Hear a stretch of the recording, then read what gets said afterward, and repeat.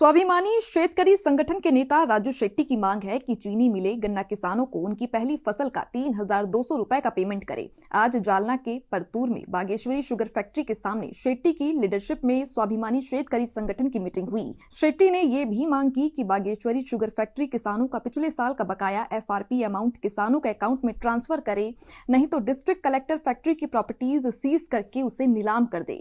इस पर बोलते हुए मंत्री मंगल प्रभात लोढ़ा ने कहा कि देवभाऊ सभी पार्टियों को चलाते हैं, लेकिन महाराष्ट्र के लोग देवभाऊ पर विश्वास नहीं करते। गुजरात ने हापुस आम पर दावा किया है। इस पर शेट्टी ने भी रिएक्ट किया। सारे प्रोजेक्ट गुजरात ले गए, अब क्या महाराष्ट्र के आम भी चुराने की सोच रहे हो? राजू शेट्टी ने इशारा किया कि हापुस आम का मालिकाना हक कोकण के पास रखने के लिए हमें इंटरनेशनल कोर्ट जाना चाहिए। सर, मोर्चा काढलाय, काय प्रमुख मागण्या आहेत?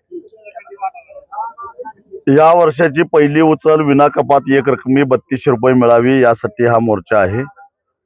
या साखर कारखान्याला रिकव्हरी चांगली आहे। त्याचबरोबर इथेनॉलचं उत्पादन होतं, कोजनचं उत्पादन होतं, म्हणजे वीज निर्मितीतून उत्पन्न मिळतं, इथेनॉल विक्रीतून उत्पन्न मिळतं, साखरेला भाव चांगला आहे आणि या कारखान्याच्या एवढीच रिकव्हरी असणारे कोल्हापूर जिल्ह्यातले 5-6 साखर कारखाने हे 3500 रुपयापेक्षा जास्त भाव पहिली उचल म्हणून देत आहेत।